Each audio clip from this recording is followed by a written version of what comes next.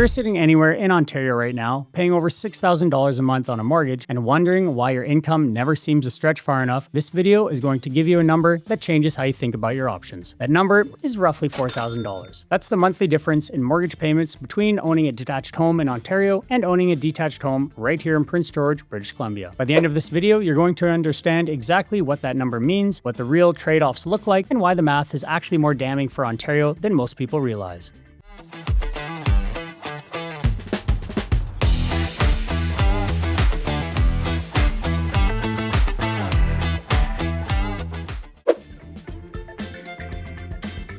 I'm going to use Toronto as the benchmark because it's the largest market in Ontario and the numbers are the most dramatic. But if you're coming from Ottawa, Hamilton, London, or anywhere else in the province, the gap in your favor is still significant. A detached home in the Greater Toronto Area is sitting around $1.4 million.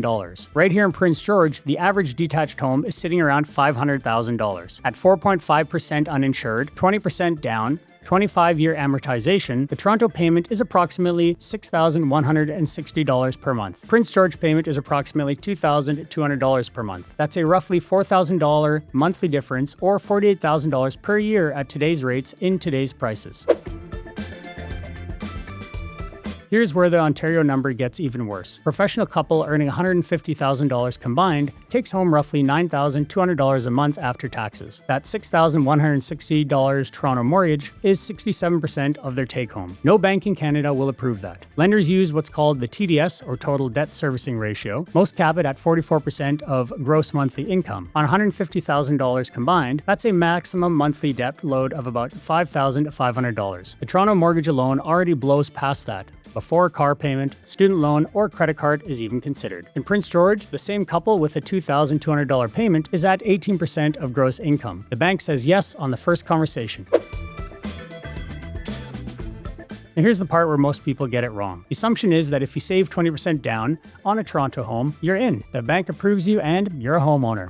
That's not exactly how it works. 20% down on $1.4 million is $280,000. But even with that $280,000 down, the monthly payment is still $6,160, which we just established exceeds the TDS threshold. To get the monthly payment inside the qualifying limit at 4.5% over 25 years, you need to reduce the principal to around $1,025,000 on a $1.4 million home, which means putting down closer to $375,000, not $280,000. And then the stress test kicks in. Lenders don't qualify you at your contract rate. They qualify you at the higher of 5.25% or your contract rate plus 2%. At 4.5%, you're being tested at 6.5%, which means the required down payment climbs even further. Now layer on 5 years of Toronto rent at around $2,700 a month. That's $162,000 in rent paid while trying to save toward a target that keeps moving, and you can see how the treadmill never stops. In Prince George, $100,000 down, $2,200 a month, passes the debt service test,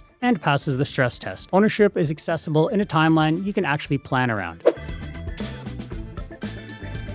Next, let me show you what the same money actually buys in each market. In Prince George, $500,000 gets you a detached home that generally has a good-sized yard, usually a garage or a large carport, and enough space for the kids and their stuff, as well as full ownership of the land and structures. In Toronto, $500,000 gets you a condo, which is often roughly 500 to 600 square feet if you're lucky. And on top of that mortgage payment, you're looking at $400 a month or more in condo fees. Fees which you don't control, managed by a board you may not agree with, sitting in a reserve fund that may or may not be healthy. Same purchase price, same mortgage payment on paper, but the Toronto buyer is paying at least $400 more every single month in fees before any other expense is considered. And that's before a special assignment lands. Now I know what some of you are thinking. Ontario has things like the Leafs and the Raptors, world-class restaurants, major concerts, international airports, basically everything. And that's completely true. We're not arguing that. But here's the question worth sitting with. If paying for housing is consuming the vast majority of your take-home, are you actually accessing most of, if any, of these amenities? Or are you just living near them? The savings in Prince George are what create access to a full life. The nearby ski hills, the hockey equipment, the family vacations, the weekends out at Ness, Summit, or Clucas Lake. You're not just buying a bigger home, you're buying a financial room to actually participate in your own life. The recent TomTom Traffic Index shows Toronto drivers lost an average of 100 hours to gridlock last year. That's over 4 full days sitting in traffic annually. The average 10-kilometer trip in central Toronto takes nearly 27 minutes at peak hour. And Toronto is just the headline number. Anyone commuting in a major Ontario city knows exactly what this feels like. Most Prince George commutes are under 15 minutes. The friction here is very minimal. That 100-hour annual savings is 2.5 extra work weeks back in your life every year. For busy parents, that equates to more in-person school pickups, family dinners, and evenings you simply don't have time for before. So here's the bottom line. The $4,000 monthly difference is real math. $500,000 in Prince George versus $1.4 million in Toronto at 4.5 uninsured produces a $4,000 monthly saving and $48,000 annually. And if you're coming from Ottawa, Hamilton, or anywhere else in Ontario, the gap is still significantly in your favor. The Toronto mortgage doesn't just feel unaffordable at $150,000 income, the bank will tell you it's unaffordable. 20% down doesn't solve it. You're looking at needing $375,000 or more just to qualify after years of paying rent toward a target that never stopped moving. And when you compare what $500,000 actually buys, a detached home with a yard here versus a 500 square foot condo with $400 in monthly fees there, the gap is not subtle. Factor in 100 hours of annual gridlock traded for a 15-minute commute or 2.5 work weeks back in your life every single year, and you'll quickly understand the scope of what we're suggesting here. More money and more time to live more of your life the way you choose, not the way you're forced to.